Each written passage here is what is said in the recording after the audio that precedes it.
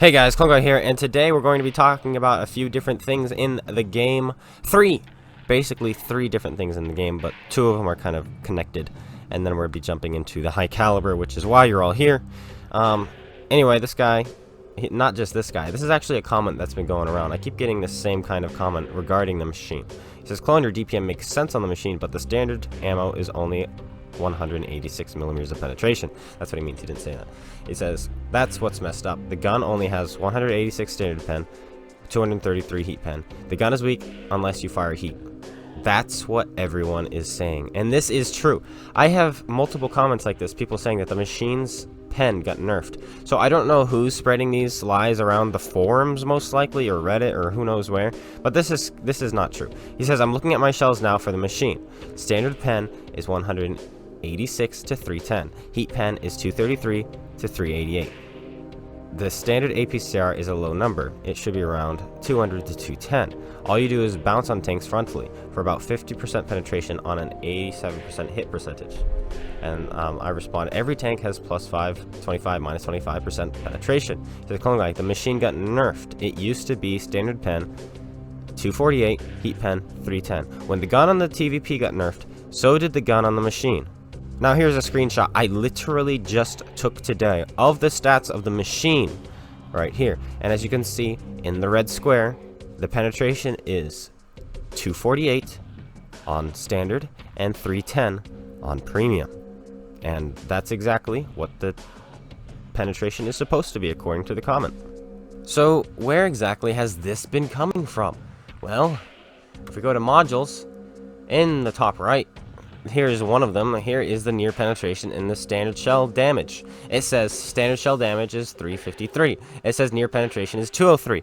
And a lot of the times when the players come to me saying that the machine has been nerfed, it doesn't have the 248 millimeters of penetration. They tell me it has 203. No.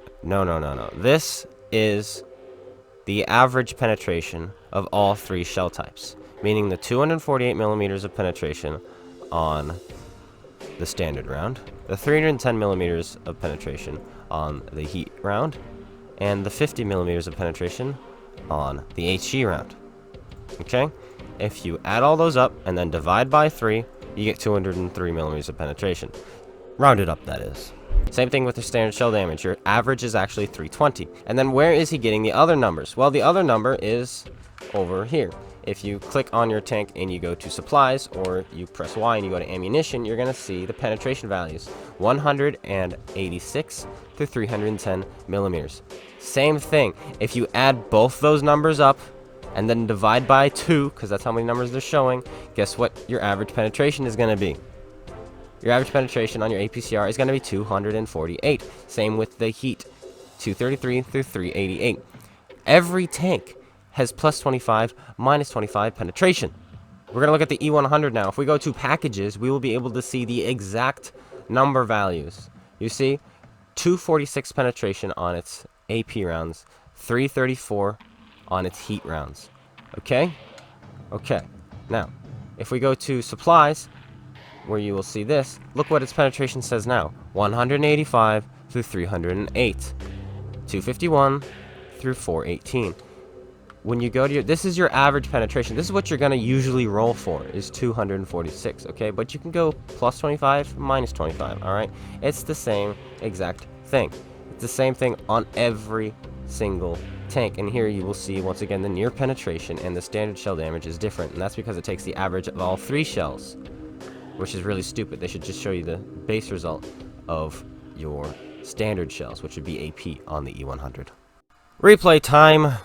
We are in the Patriot, and we are going to be testing the high caliber here. We are going to be purposefully ramming a tank in this game, a friendly tank, to see if we lose high caliber. In a previous video, I had talked about ramming a tank in my Centurion Action X and still getting the high caliber, a friendly tank, but I still got the high caliber, even though people keep telling me, no, if you ram somebody, you lose the high caliber.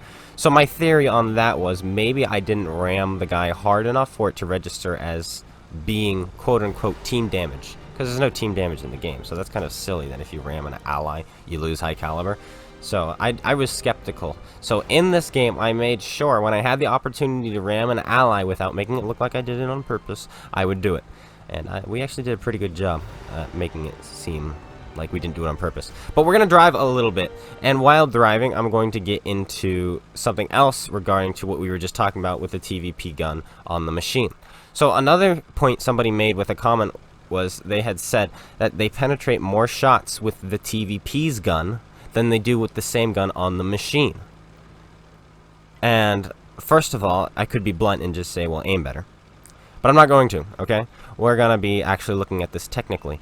And if you are in a heavy tank, you tend to fight other heavy tanks from the front. Well, guess what? If you're fighting heavy tanks from the front, you're going to be penning them less. Meanwhile, if you're in a medium tank, you're probably going to the medium flank. And guess what? Medium tanks are easier to penetrate than heavy tanks. I know I've just blown your mind. So that is why you average more penetrating shots per hit with the TVP gun on the TVP than you do with the TVP gun on the machine. On the machine, you have some armor, so you're willing to sit in front of guns, and if guns are pointing at you, so is their armor. Meanwhile, TVP, you go to the flank, you find mediums and lights, you're able to penetrate them more reliably, you kill them, and then guess what you get to do? You get to fight the heavy tanks from the sides and rears because you've won your flank. So, of course you're going to pen more shots in a medium tank with the same gun as a heavy tank. That just makes sense, okay? And hopefully that was logical enough for you guys who are a little bit confused to understand. Now, those of you who are not confused at all, it's like, who cares? Well, we're finally arriving into the battle, and we are going to be fighting for the hill with this Leo. And they've got 4 tanks coming up here, and it's just me and this Leo. We have another medium tank behind us, but he never actually makes it up. And we have this 53 TP. We put a shell into the 53 TP, tracking him, but he is going straight for my Leo. I want to keep him alive. Can we get another shot on him before he makes it around? Yes, we can. We put another shell into his tracks. The Leo finishes off the Crafts Panther, but now the Leo has just taken a big hit. And this is where we're going to ram this guy without making it look like we're trying to ram him. You ready? He's sitting out side on. So this is what I'm going to do. Boop. I'm going to bump him there, which was definitely hard enough, and then I'm going to pull in front, making it look like I'm trying to block for him. I meant to ram his front, but he backed up into me, so it kind of made it fortuitous for us. So it was very nice of him. He actually made it a lot easier. But now we're going to take behind us T-23E3, and listen to this guy's gun.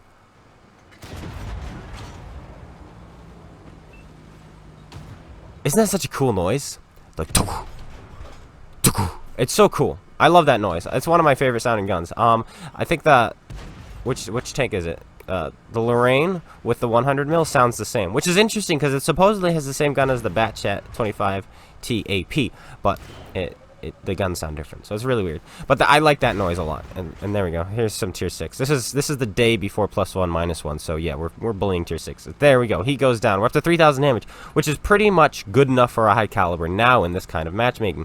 But we want more. There's some tanks down there, and we're actually gonna chop the replay up because we drive for a while yet again.